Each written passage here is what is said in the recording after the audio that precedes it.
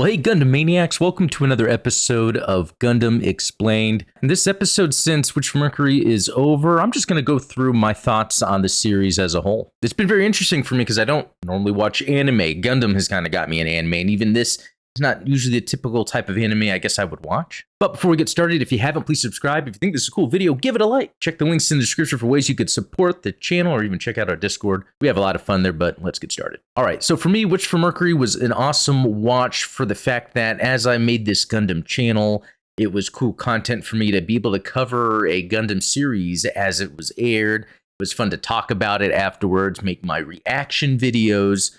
And again, my videos weren't analysis of the episode and looking at all the little tidbits, but reactions. As I go through this video, maybe I'll call out some of the commenters. I was really shocked how angry people got along the way, saying sometimes my videos made them mad, sometimes telling me this isn't a reaction, sometimes telling me stop it, but it just fueled me even more. You know, as it started, it was like this different type of show for me to watch because we see these characters at the school. They spent episodes of us getting to know these different characters, the dynamics between the characters, something I wouldn't normally watch. I'm more interested in a world being presented to me and then being introduced to characters that are being affected by that world. This show did the inverse. It was mainly about the character drama until it was about Gundam. You know, as the episodes went along, you know, I was having fun when they would like tease more of the world building, the technology, the cybernetics. I never really dived in too deep into it. And I gotta say, I loved the whole Suletta Murine thing. I didn't know what to think at first. The idea of dueling at school to get someone's hand in marriage, which again is another callback apparently to another type of anime. That's another running theme here. Anytime the show tries to do anything on its own, it's really just a callback to another show, but stuff that I'm not too familiar with. So it's not too big of not too much of a big deal, except for the Gundam stuff. A lot of times it was callbacks to Gundam way too much, very surface level. But yeah, it was really interesting in how their relationship would develop, and that kind of took a back seat as then they started introducing more of the political element. This would be with the different houses on top of that, the different corporations, slowly unfolding what different corporations were trying to do. Even a little bit of a slow burn for us to try to understand and think like, what could Delling be up to? What could Ghoul be up to? And I would say none of that stuff ever really paid off. Even Murine's mother, there was hints of a storyline with her, especially as it dealt with her relationship with her father. And the series never really dived into that. Once we got to that infamous episode 12 splat scene, I thought that was pretty cool because that was kind of a grotesque, shocking thing in the middle of all this. It was starting to get a little violent there anyway because there's a lot of gunshots going off.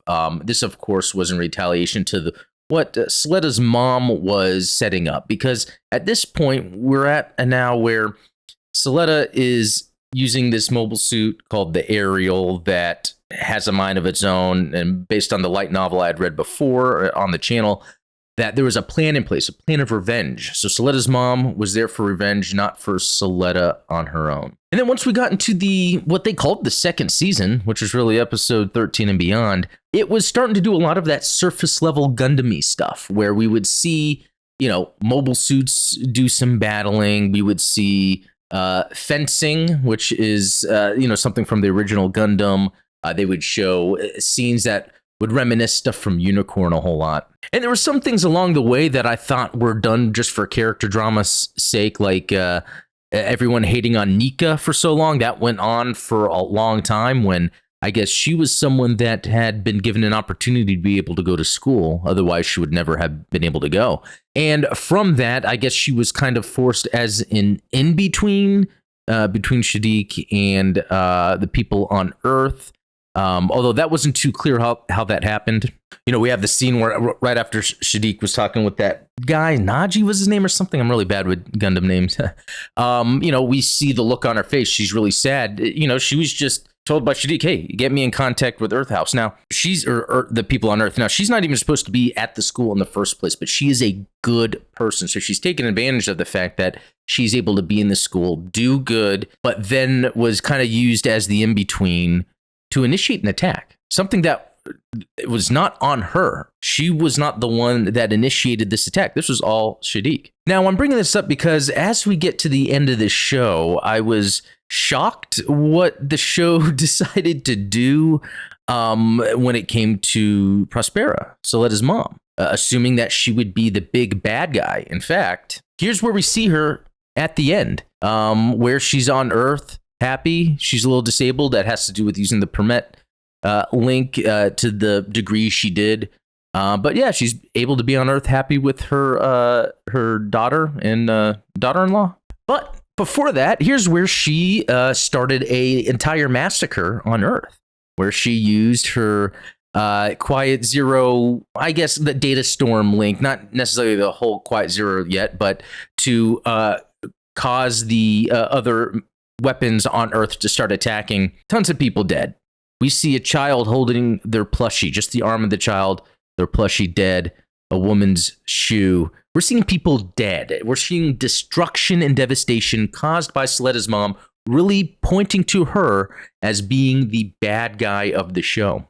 We then see when she had the Quiet Zero system, the little mini pyramid-shaped Death Star appear, and the Space Assembly is like, okay, yeah, we got to stop this from doing more damage. They send out their fleet.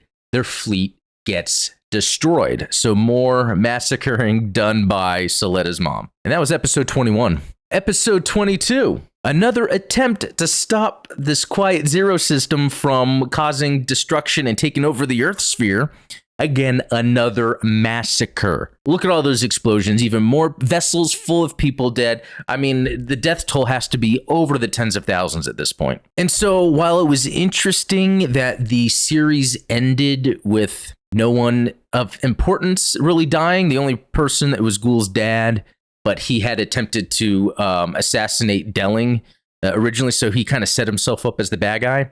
It was kind of a happy ending for everyone, except Nika was in prison for 3 years. But what did Nika do? She was a forced in-between. In fact, at a moment where her friends would have been killed, she risked her life at that moment to signal to the Earth mobile suits to not destroy the shuttle that her and her friends were in. And Shadiq apparently takes the blame for everything that Soleda's mom did, even though she was the one using the Quiet Zero system. She was the one that went to Earth and activated all of the Earth weapons to fire and just cause all that destruction and death. So it's very strange in my comments when people are trying to tell me that she's been redeemed. And that is far-fetched to me. But this could be the type of anime it is.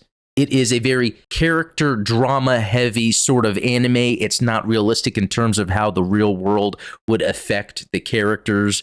So we're getting something that's highly stylized in a character-like aspect, I guess I'm trying to say, where, yeah, what she did is cause all this death and destruction, but the show tried to paint her as sort of this caring mom in one way, so we'd want to see a happy ending for them all, but it just doesn't make sense. So while, again, it had a happy ending somewhat, we see Eri still alive, trapped in a keychain that can just be aware of everything going around her at all times, like Soleda and her wife being together.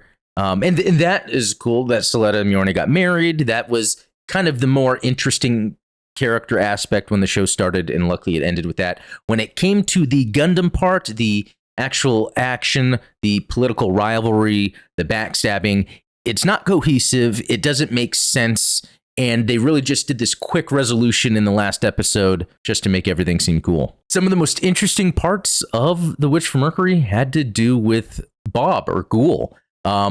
His character arc was amazing because he was someone that was this sort of entitled son of one of the corporations that was going to the school. He was winning the duels. He got everything. He expected everything. The moment he lost, you could see how he looked. But I also liked how, with little action, or little words, I should say, you could see his reverence for Soleda, how he appreciated her and liked her genuinely. But then he got cast away. He was working some labor jobs off the plant, got involved in the middle of one of the attacks, and accidentally killed his dad. And so that was a struggle for him. This character went through a whole lot, and you can actually see it in the show. And I thought that's probably one of the best and most realistic portions of the show. By the end of it, he was president of his group. He was leading initiatives that would be, you know, better for humans and mankind. And he even he cared about Mjolnir also and what she was trying to do. And so they really set up Ghoul to be a fantastic character. And the Elan character, a little interesting. You know, there was clones of him. Some had different personalities. I did like how he, and I believe it was Sophie, he started caring for one of the Earth mobile suit pilots. She had a journal that she was drawing in.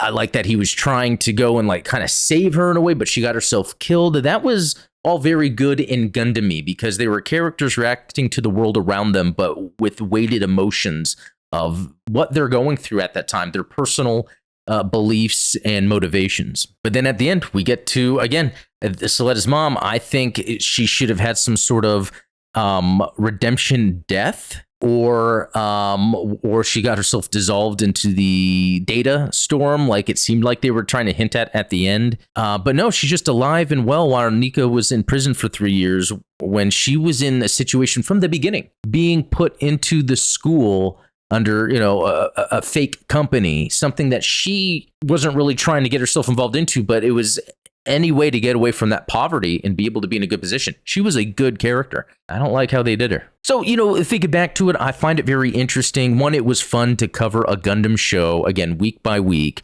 for this Gundam channel, covering a show that its contents are something I typically wouldn't watch, really, you know, more character driven rather than something that's more about the world and the sci-fi. You know, at my age, I know what I kind of want to get out of a show when I watch it. But I was fascinated with how much I cared and enjoyed about the characters of Soletta and Mjolnir. I think I would rather have a show about them at the school trying to get their corporation off the ground, the dueling that would take place, and the corporate politics being so surface level. I could have done without it, even if it meant little action. I don't think, while the action was cool, it was very surface level, didn't do much for me. But when it comes to the action, obviously that's the mobile suits. And that is one other thing that this show did very well, and that was the design of the mobile suits. They weren't all cool, and I think there's a specific aesthetic I've seen with recent mobile suits where they're almost too clean looking, where they don't have all the greebles or the bits and bombs and all the little details on them, venting and stuff. It's usually very minimal. I prefer that stuff, but other than that, the look was really good. Even I liked the area at first. I wasn't too big about the rebuild aerial, but that secret Gundam at the end, the Calibarn, if that's how it's pronounced, with all those bits that it got from Aerie, I think that was a really cool design for like the ultimate Super Gundam that would, you know, be usually at the end of a Gundam show. But yeah, I think from all the different houses, the different mobile suits, there was a lot of variety and it was all very interesting. So I gotta say, cool stuff, and that goes into this show being very popular for the Gundam franchise. The Gundam franchise, I think, in the past year did higher numbers than it's ever done. The Witch from Mercury kits have been selling. I can go to my local Target and pick up a Witch from Mercury kit right now if I wanted to, and that is really cool. So at the end of the day, Witch from Mercury is on near the bottom of my list for like top Gundam shows for me. It's just, when it comes to being a Gundam show, it's not that interesting. When it's the story about Soletta and Mjolnir at the school, I'm surprised I actually found that interesting. And at the end, you know, it did say that this is the end of the story. So that could really mean that there is no more, but that doesn't mean anything. They could make another series. You know, if they did, it would just be cool if they focused it more on what it's like in kind of that post, whatever you'd call Quiet Zero world, where it's, you know, the school that Soletta wanted to put together, what Mjolnir's trying to do on Earth for the Spacians. Maybe leave the corporate politics out of it. Maybe make it more about the characters. I think that is its strong suit, and that's what I liked more. Again, when it tried to be Gundam-y and then make these little political things happen, make rifts between characters, it was just so surface level with very little explanation and rather illogical that it wasn't interesting and almost a waste of my time. Anyway, let me know what you guys think. Again, I know the comments this whole time I've done the series have been pretty amazing, where people actually had emotional reactions based on me, just some white old dude talking about Gundam on YouTube. I would think your emotions are better served elsewhere, and I think it's just more fun to be able to talk about it and see the difference of opinions when it comes to the different shows. You know, again, I might have my complaints about this show, but that just means it's really not for me, and that's okay. I think the cool thing about Gundam, unlike some franchises, is they make different things for everybody, and at the end of the day, it's the giant robots that we all love and we have fun with. Anyway, guys, thanks for watching. Again, let me know what you think below. Also, thanks to the supporters that make all of this possible. If that's something you're interested in, check the links in the description below for the Patreon or YouTube membership. You get a bunch of cool perks from that. But anyway, guys, thanks for watching. We'll talk later.